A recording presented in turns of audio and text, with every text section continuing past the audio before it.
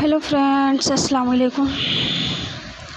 آج ہم دیکھنے والے ہیں ہمارا UGC نیٹ دسمبر 2025 کے لیے پریپریشن چل رہی ہے، ہماری 3rd یونٹ چل رہی ہے۔ آج ہم دیکھیں گے ولی کی غزل گوئی۔ یہ والا چلنے والا ہے، ہم نے غزل دیکھ لیے تھے۔ UGC نیٹ 2025 دسمبر کے لیے کی فری پریپریشن کرنے کے لیے ہمارے ساتھ جلدی سے جلدی جڑے۔ اور جیسا کہ آپ لوگوں نے دیکھ لیا ہوگا، میں نے شارٹ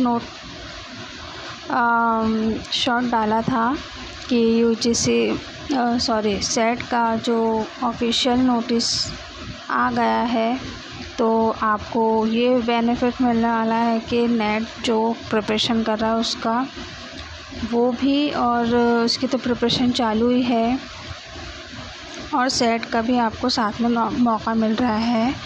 جون تک کے پروفیسر MP اسسٹنٹ پروفیسر آنے والی ہے، تو دبا کے محنت کیجیے اور ہمارے چینل کے ساتھ جوڑیے جس کو بھی فری پریپریشن کرنا ہے۔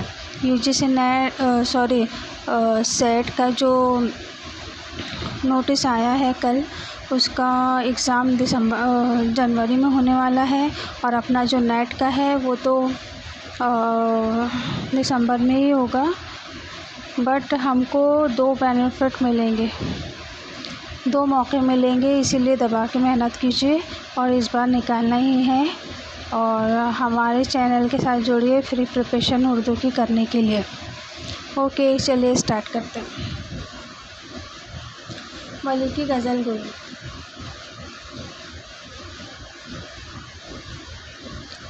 غزل صرف حسن و جمال، ناز و ادا، رنگ رلیہ، جنس و جسم اور خارجی پہلو تک محدود تھی۔ اس میں کسی گہرے تجربے، احساسات یا حیات و کائنات کے شعور کی کارفرمائی نہیں تھی۔ ولی نے اس میں زندگی کے رنگا رنگ تجربات، تنوع اور داخلیت کو سمو کر غزل کے دائرے میں پوری کائنات کو سمیٹ لیا۔ آزاد نے ان کو اردو شاعری میں وہی مقام دیا جو انگریزی شاعری میں چاثر اور فارسی شاعری میں رودکی کو حاصل ہے۔ ولی کا یہ کمال ہے کہ انہوں نے اردو شاعری کی جو فارم اور سانچے ڈھالے وہ آج تک موجود ہے، اور غزل کی ساز پر جو نغمے انہوں نے چھیڑے دنیائے غزل میں آج تک ان کی صدائے بازگشت سنائی دے رہی ہے۔ یوں تو ولی کی کلیات میں مثنوی، قصیدے، قطعات، خمسے سب ہی کچھ ہے، لیکن جس چیز نے انہیں شہرت دوام بخشی وہ غزل ہے۔ غزل جو حدیث دل اور نغمہ حسن و عشق سے عبارت ہے، وہ ولی کے یہاں اپنی پوری سجدھج اور فنی رچاؤ کے ساتھ نظر آتی ہے۔ ولی کی غزلوں میں جو حسن و تازگی، رونائی اور دلکشی ہے، وہ کم ہی شعراء کے یہاں ملے گی۔ ولی کی غزلوں میں یہ خصوصیات حسن ادا اور موضوعات کی رنگا رنگی دونوں ہی سے پیدا ہوئی ہے۔ جہاں تک ولی کے موضوعات کا تعلق ہے، وہ بہت محدود ہے۔ وہ زندگی بھر محبت کے دلکش نغمے چھیڑتے رہے اور محبوب کی دلفریب اداؤں کو مختلف انداز سے بیان کرتے رہے۔ حسن کے خد و خال اور حسن کے رنگ و روپ اور عشق کی مختلف کیفیات اور بعدات کو اپنی غزلوں میں سموتے رہے۔ ولی حسن مجازی اور حسن حقیقی دونوں ہی کی پرستار تھے۔ دراصل حسن مجازی ان کے لیے حسن حقیقی تک پہنچنے کا ذریعہ تھا۔ خود ولی کے ان اشعار سے بھی اس بات کی وضاحت ہوتی ہے۔ شغل بہتر ہے عشق بازی کا، کیا حقیقی و کیا مجازی۔ مجھے بولیا کہ تو واقف نہیں عشق و حقیقی، سو تو بہتر یوں ہے جا دامن پکڑ عشق مجازی کا۔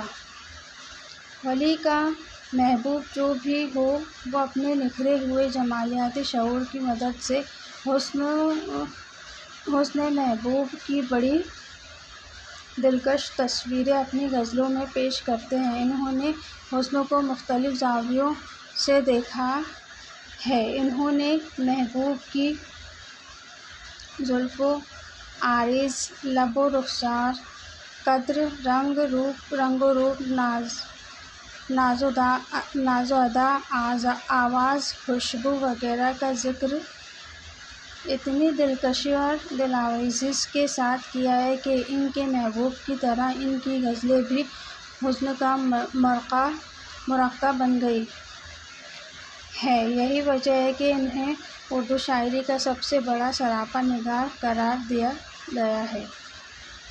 وہ ناز میں، ادا میں، اعجاز میں سراپا، خوبی میں گل رخاں سو ممتاز ہے سراپا۔ دل کو لگتی ہے دل ربا کی ادا، جی میں بستی ہے خوش ادا کی ادا۔ تیرا لب دیکھ حیواں یاد آوے، تیرا مکھ دیکھ کنا یاد آوے۔ تیرے دو نین جب دیکھوں نظر بھر، مجھے تب نرگسدان یاد آوے۔ ولی کی ان اشعار سے ان کے ذہنی رویوں اور ان کی نفسیات کا اندازہ لگایا جا سکتا ہے کہ ان کے یہاں نشاطیاتی رجحان کتنا زیادہ ہے، لیکن وہ حد سے متجاوز نہیں ہوتا۔ ان کے یہاں رنگ رلیاں منانے، جنسی تشنگی کو بجانے اور عاشق کے ندید پن کا احساس نہیں ہوتا۔ ان کا عشق بہت پاکیزہ اور معصوم ہے۔ اس میں ایک سنجیدگی اور تہذیبی قدروں کا پاس و لحاظ ہے۔ کبھی وہ حسن کو اپنانے کی کوشش بھی کرتے ہیں تو اتنے معصوم انداز میں کہ ان کی محبت کی پاکیزگی اور بھی نکھر جاتی ہے۔ محبوب کو پانے، چھونے اور دیکھنے کی تمنا کا اظہار اتنے دلآویز انداز میں کرتے ہیں کہ ان کے اشعار ان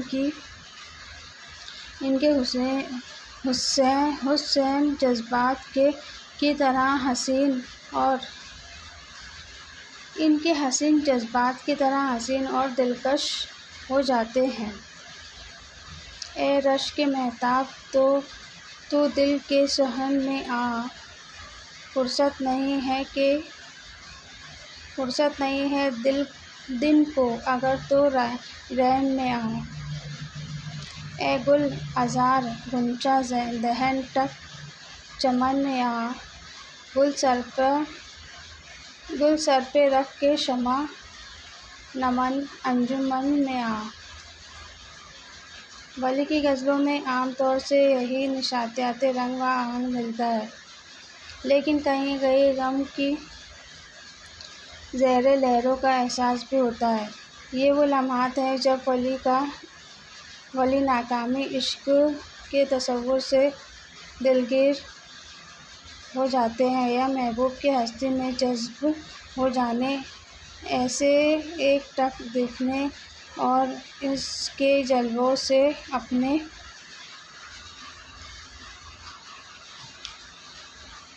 دامن نگاہ کو بھرنا چاہتے ہیں۔ ایسی صورت میں ان کے کلام میں کہیں کہیں ایسی داخلیت اور ان کے لب و لہجے میں ایسی حسرت پیدا ہو گئی ہے جو ہمارے دل میں غم کی چٹکیاں لینے لگتی ہے، اور ولی کی غزلوں کی نشاطیاتی فضا پر غم کی ہلکی سی دھند چھا جاتی ہے اور بظاہر سیدھی سادی جذباتی کیفیت کے حامل اشعار میں بلا قصر پیدا ہو جاتا ہے، اور ان کے اشعار کا داخلی رجحان حقیقت اور واقعات سے ہم آہنگ ہو کر ایک طرح کی دردمندی اور حیات انسانی کے نرم گوشوں کی تفسیر بن جاتا ہے۔ ان اشعار میں کتنی ربودگی، دل گرفتگی اور سوز و گذار کی کیفیت ہے۔ آج کی رین مجھ کو خواب نہ تھا، دونوں آنکھوں میں غیر آب نہ تھا۔ آہ پر آہ کھینچتا تھا میں، آج کی رات کچھ حساب نہ تھا۔ جسے عشق کا تیر کاری لگے، اسے زندگی کیوں نہ بھاری لگے۔ ولی کے یہاں کسی فکر و فلسفے کی تلاش بیکار ہے، البتہ مسائل تصوف کے ضمن میں زندگی کے بعض پہلوؤں